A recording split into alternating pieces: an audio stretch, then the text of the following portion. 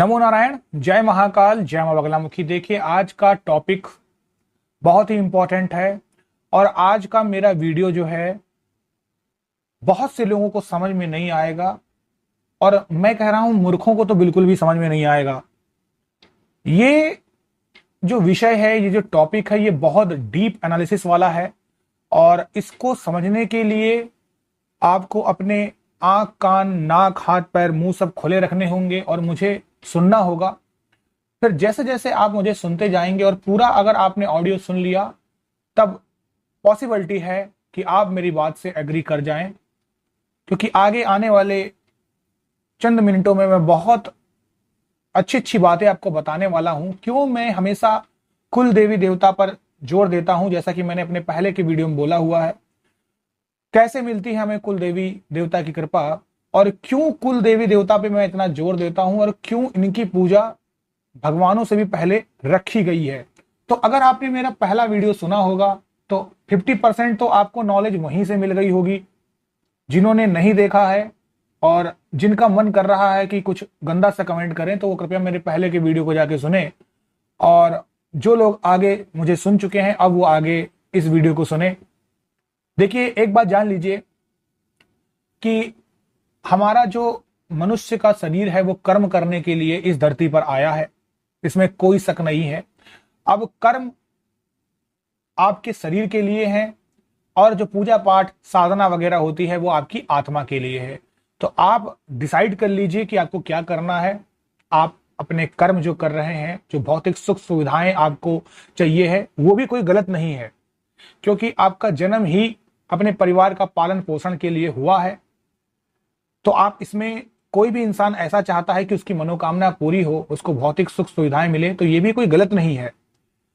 कोई इंसान अपने मन से स्वतः ही इस चीज को छोड़कर ईश्वर में विलीन होना चाहता, ईश्वर की पूजा अर्चना करना चाहता है, उसे पैसे से कोई मोह नहीं है, तो ये भी उसका खुद का डिसीजन होगा। तो इस वीडियो के माध्यम से मैं यही कहना चाहता हूं कि कर्म कोई से भी हो, मनुष्य उसके लिए स्वतंत्र है, इसमें कोई प्रॉब्लम नहीं है। अब जब भी इंसान इन कर्मों के लिए आगे बढ़ता है, चाहे वो भौतिक सुख सुविधाओं के लिए आगे बढ़े या फिर वो किसी प्रकार की मनोकामना के लिए आगे बढ़े या फिर वो अपने भगवान को, इष्ट को पाने के लिए आगे बढ़े, तो उसका जो सही रास्ता दिखाने का काम करते हैं वो करते हैं उसके कुल देवी देवता और इष्ट देव। अभी जितने लोग भी आप लोग भगवान को पूजते हैं, जिनको आप मन से पूजते हैं, चाहे वो देवों के देव महादेव हो, श्री आदि शक्ति मां दुर्गा हो, बजरंग बली हो, श्री कृष्ण भगवान हो, राम जी हो, कोई भी फॉर्म हो, कोई भी फॉर्म, उन सब में सबसे ऊपर जो इष्ट देव कहे गए हैं, मैं मानता हूं वो गणपति हैं। क्यों कहे गए हैं? क्योंकि खुद स्वयं भोलेनाथ ने ही उन्हें सिर्फ उनकी शक्ति को देख के नहीं, उनकी सूझबूझ, उनके कर्तव्यों, उनके कर्मों और उन्होंने ये चीज जो उपाधि है वो पाई है। तो उपाधि जो होती है वो कोई देता नहीं है, उसको आप अर्न करते हैं। तो उन्होंने अर्न किया है और ये उपाधि उन्हें मिली है कि प्रथम पूज्य वो पूजे जाएंगे और इनकी पूजा के बिना सब चीजें बेकार हैं। तो जब भी जिस भी शक्ति की सबसे पहले पूजा होती है, वही सबसे बड़ा आपका इष्ट होता है।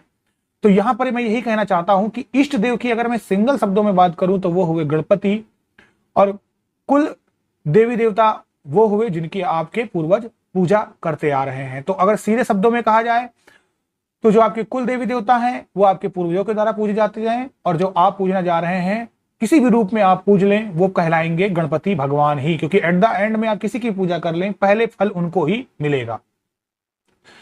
अब अगर आपके कुल देवी देवता आपसे खुश हैं तो आपके इष्ट देव भी आपसे खुश हो जाएंगे, आपके घर में अच्छी तरक्की होती रहेगी, वंश वृद्धि होती रहेगी और उन्नति के मार्ग पे आप आगे बढ़ते रहेंगे। इसको एक साइंटिफिक तरीके से समझते हैं कि तो हमारे शरीर में जो लाल रक्त होता है, जो रेड ब्लड सेल्स होती हैं, वो हैं गणपति जो आपके इष्ट देव हैं, और जो सफेद यानी व्हाइट ब्लड सेल्स हैं वो हैं आपकी कुल देवी। इसीलिए किसी भी पूजा का जब विधान होता है तो उसमें कुल देवता भ्यो नमः करके उनका आवाहन पूजन होता है, और बाकी पूजा पूर्ण होने पर सभी देवताओं को विदाई दी जाती है। लेकिन इसमें एक चीज आप देखेंगे कि कुल देवी और गणपति जो हैं उनकी विदाई नहीं होती है। तो यहां से अगर आप यहां तक मेरे को सुन चुके हैं इस 5 मिनट के वीडियो को, तो अब आपको आधी बात समझ में आ चुकी होगी। तो जो कुल देवी हैं और जो हमारे इष्ट देव होते हैं वो पराशक्ति हैं, और उनको जगाने का यानी उनको शक्ति देने का जो काम होता है, शक्ति देने का इन द सेंस कि उनके अंदर तो खुद शक्तियां हैं, लेकिन आप अपने भले के लिए यानी आपके घर परिवार में कोई दिक्कत ना आए तो उनके शक्ति देके, यानी उनको शक्ति आप कैसे दोगे, उनका पूजा पाठ करोगे, उनके मंत्र को आप जागृत करते रहोगे, तो उनको शक्ति या पावर मिलती रहेगी। वो आपके परिवार को एक अपने शक्ति का एक अंश प्रदान करेंगे, तो वो आपके इर्द गिर्द रक्षा कवच बन के हर तरफ से रक्षा करेगा। तो कुल मिला के उनकी कृपा का आधार है आपकी पूजा पाठ, और जैसे जैसे आपकी पूजा पाठ होती रहेगी आपके घर में किसी भी प्रकार की कोई भी दिक्कत नहीं आएगी, कोई भी प्रकार का तंत्र मंत्र यंत्र काम नहीं करेगा। तो कुल देवी बहुत इंपॉर्टेंट होती हैं, कुल देवता बहुत इंपॉर्टेंट होते हैं।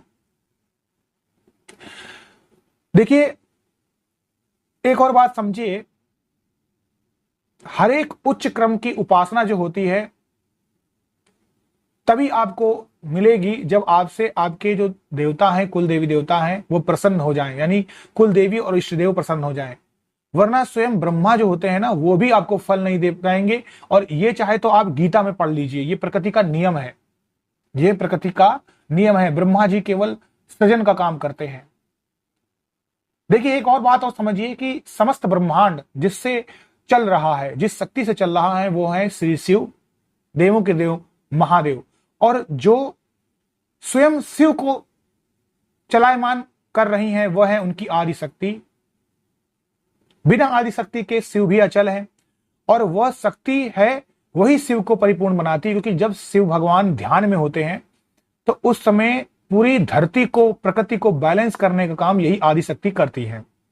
और ये जो आदि शक्ति है ये भिन्न भिन्न रूपों में ब्रह्मांड की समस्त सजीव और निर्जीव वस्तुओं में विद्यमान है, चाहे वो देवता हो, असुर हो, यक्ष हो, मनुष्य हो, वनस्पति हो, जल हो, थल हो।